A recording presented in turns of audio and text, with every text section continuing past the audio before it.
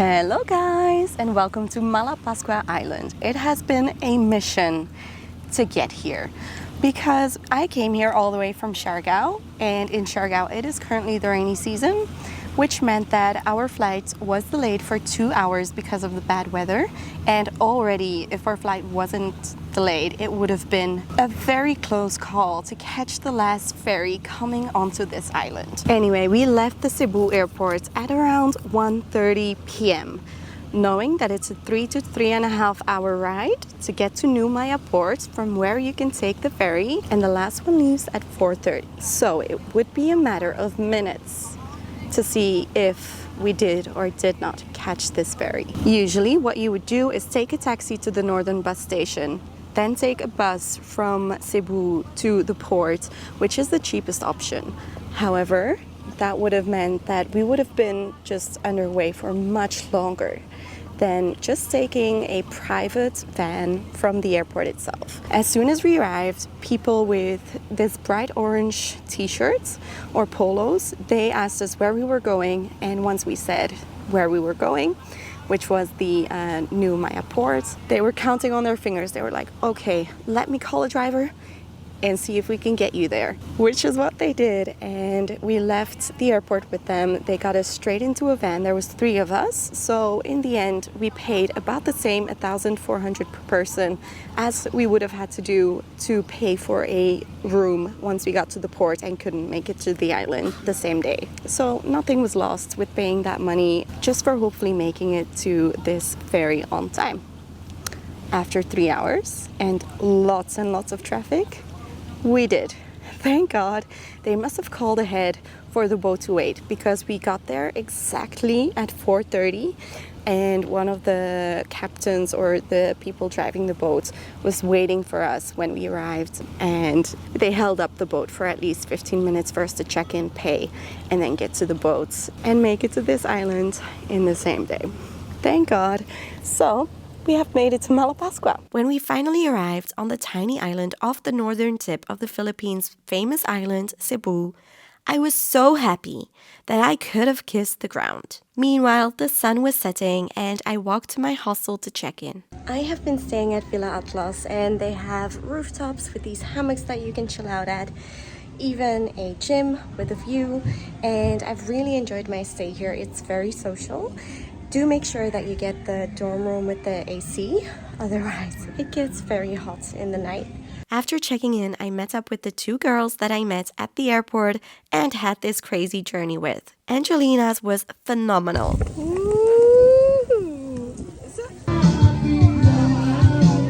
After dinner, we passed by some locals doing karaoke on the fish square, on our way to a party in front of the Devotion Divers Center. Even the hostel dog joined in on the dance floor. I'm staying at Villa Atlas or Villa Sandra, which is linked to the Atlas Dive Center. I will be doing 6 dives, hopefully, with Atlas Dive Center. Malapascua is a place that people come to see the thresher shark.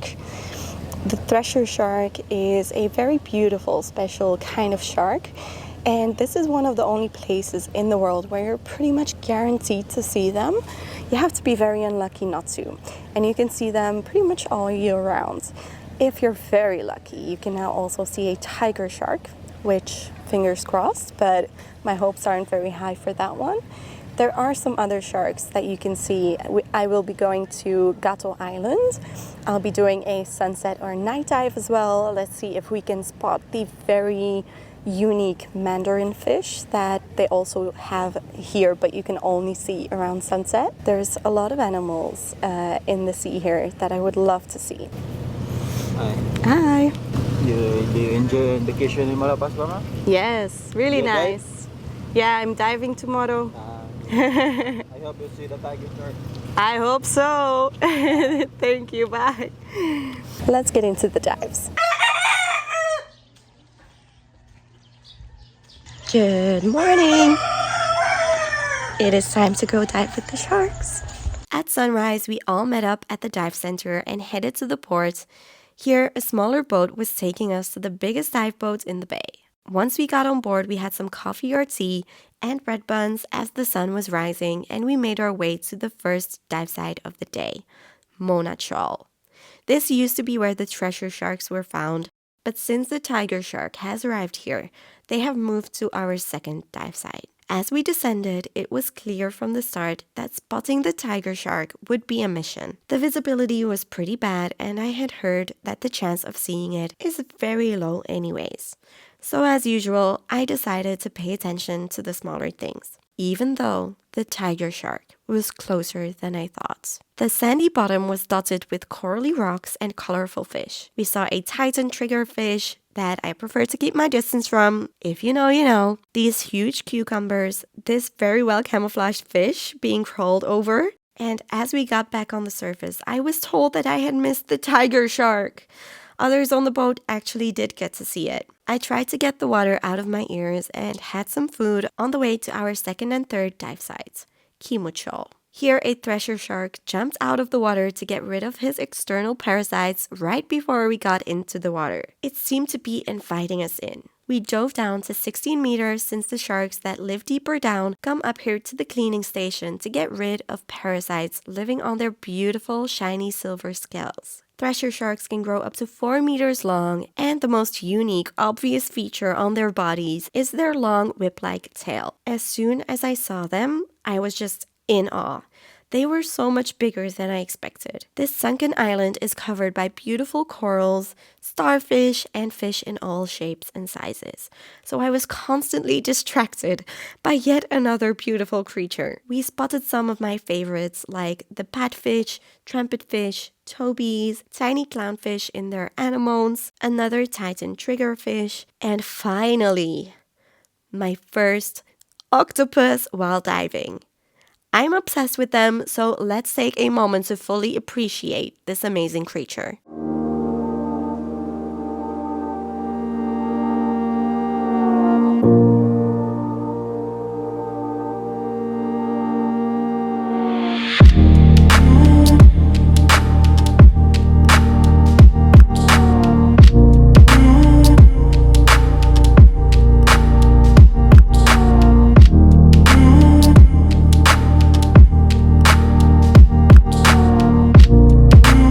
After many more close encounters with treasure sharks, giving us plenty of time to appreciate them to the fullest, we got back on board and I kept an eye out for more jumping sharks and had some lunch before getting in the water another time for the third dive. We saw this cute puffer and lots of anemones filled with clownfish hanging around these very bright anemones. They seemed to be a neon pink, they were so bright. After tons of clownfish, puffers, this cute bowfish, and even a school of tiny squid, we arrived back at the sharks. We even saw one jump, but I only caught that one with my eyes because I was just so mesmerized. The speed they can reach with these long tails is very impressive.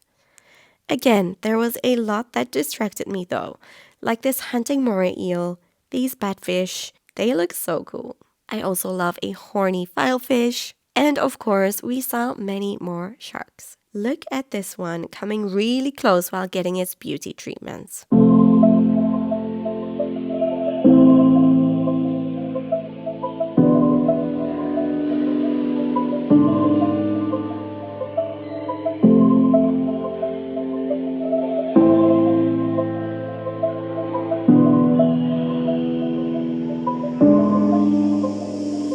Satisfied, we made our way back to Malapascua Island, where we arrived 45 minutes later, along with some fishermen who had caught a huge swordfish. My first dives were absolutely amazing. I'm gutted that I didn't see the tiger shark because people on my boat actually did see it, and from pretty close up as well. I did see the shark tail that I don't have any footage of, but that doesn't make me feel like I've seen a tiger shark. Next up, on the second day, there are 2 dives in the morning to Gato Island, which is famous for lots of smaller stuff, so seahorses, hopefully, also nudie branches. My friends saw a blue-ringed octopus, which is the most deadly octopus, but also the most beautiful. And there are also some white-tip reef sharks there, so hopefully we get to see those. In the morning, we were transferred to the big boat again.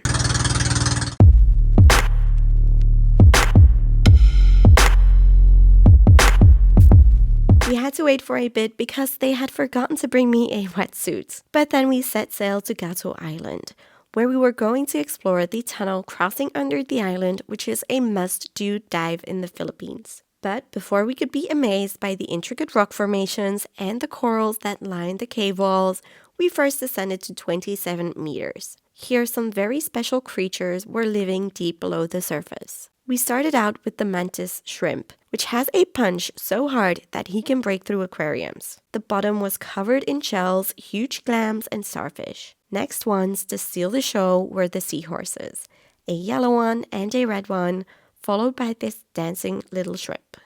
Another seahorse was then eating its way along the bottom. As we followed along the wall of the island, we started spotting an enormous array of nudibranchs, one after the other, all shapes and sizes.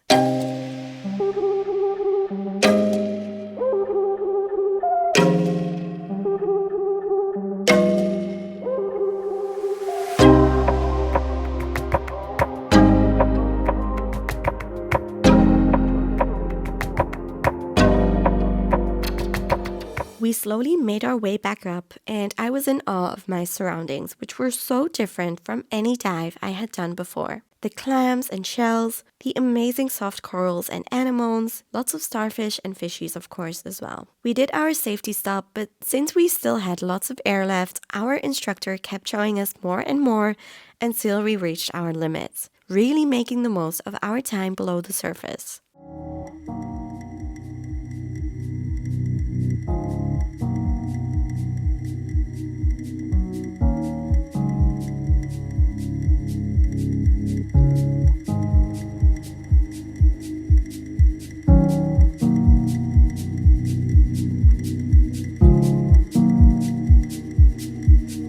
Back on board, we had our surface time while having lunch as we went around the island to the entrance of the famous tunnel. Would this be the dive where we saw the blue-ringed octopus, some sharks hopefully? Well, once the surface time was over, we headed back down. We hadn't even gone into the cave yet, but we were welcomed at the entrance by a floating nudie and these batfish. Then it was time to head in.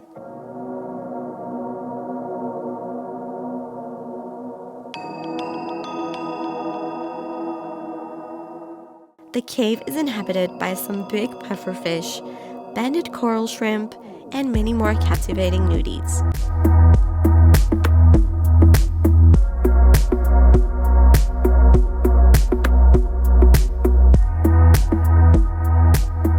Somehow our instructor also spotted these tiny see-through shrimp. At the exit of the cave, we arrived at Nudie Paradise. I doubt that I would have spotted all of these colorful, funky nudies without the help of our instructor. They are so incredibly cool. Here's all the different ones that we spotted.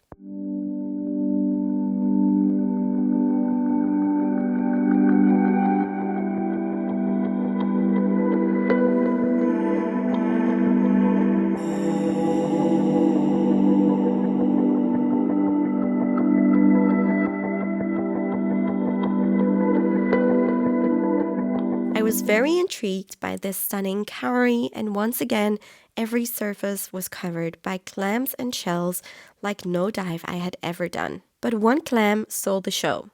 The electric disco clam. They don't really produce electricity, don't worry, but they do produce light, giving them this cool look. We saw some lionfish, this cool cowfish, and some puffers before stumbling upon a shark tail between the rocks. It was a bamboo shark, and it seemed to be a pretty big one. After this, we came across a small sea snake right before entering a cave where another smaller bamboo shark was sleeping. It was so cute. Not the sharks that we expected though, but cool nonetheless. When we finally reached the limit of our gas tank, we came back up, boarded the boat, and made our way back to the island for a lunch break.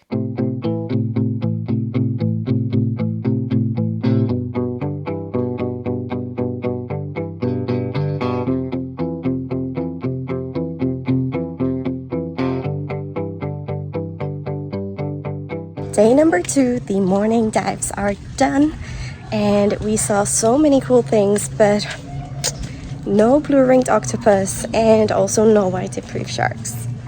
Back at the hostel, I found the pup sleeping on my bikini, and walked back to the beach for lunch.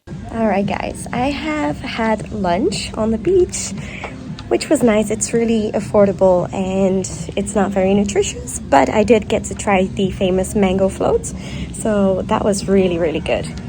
I might be having more of those. And then I just relaxed until it was time to go on the sunset dive. This is all included in the 6-dive package, which I'm doing with Atlas Divers, which is also linked to the hostel, and I cannot recommend them enough. The dive instructors and yeah, everything is just really good. The boats as well, it's really nice. So off we go on to the final dive on Malapascua Island.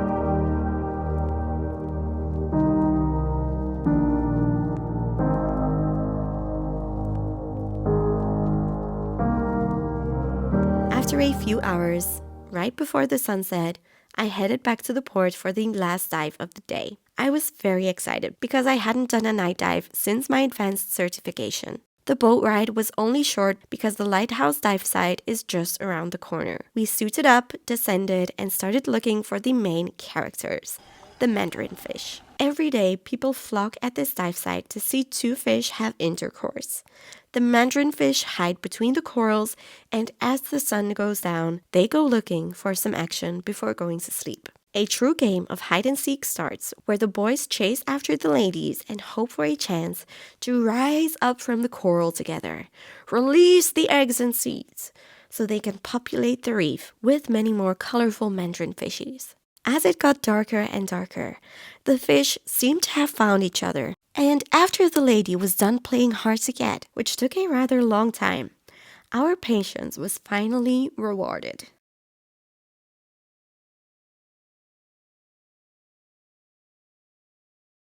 As we swam away, we spotted many more couples between the coral. But it was most of all funny to see groups of adults flock around some coral to see fish make babies. Then, the real night dive could begin. At night, many crabs and critters come out to hunt. We were lucky to see 2 more seahorses as well. My instructor took the other people on our dive back up as I stayed with another instructor, and once he got back, we saw the most interesting things. So I was so grateful that he let me dive for no less than 80 minutes, instead of taking me up to the surface when the others ran out of air. So here's what we saw.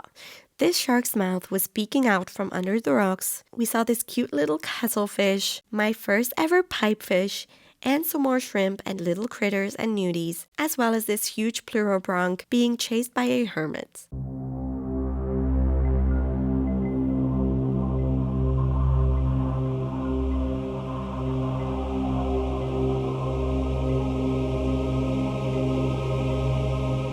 The stars on the way back were unreal, and the fish were jumping up to our lights along the boats. That's so cool! No. When the light goes on, they jump. They think it's a predator. Oh, baby dolphin! Do you see? Yeah. After the dives, you could find us at Villa Potenziana. It's a vegan restaurant, but one of the best and most affordable ones on the island.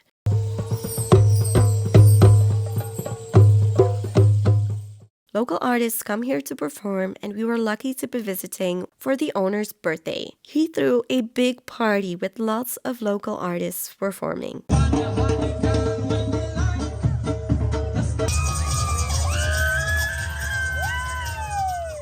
On my way back home, I would buy myself some cheap breakfast for the next day and check the room for the pub before going to sleep. North Beach is popular too, but you need to get a scooter taxi to get there, so instead I stuck to Bounty Beach to avoid being alone on a beach and driving there with the catcallers. The men on this island did make me feel very uncomfortable, unfortunately. Close to Bounty Beach, you can watch the best sunset views from Logan Beach, and on the corner between these two, you can snorkel with blacktip reef sharks. That is it for this video, guys. I hope you enjoyed my diving experience in Malapascua. If you did, then definitely give it a thumbs up and subscribe if you don't want to miss any of my upcoming videos. And then I hope to see you in the next one. Bye!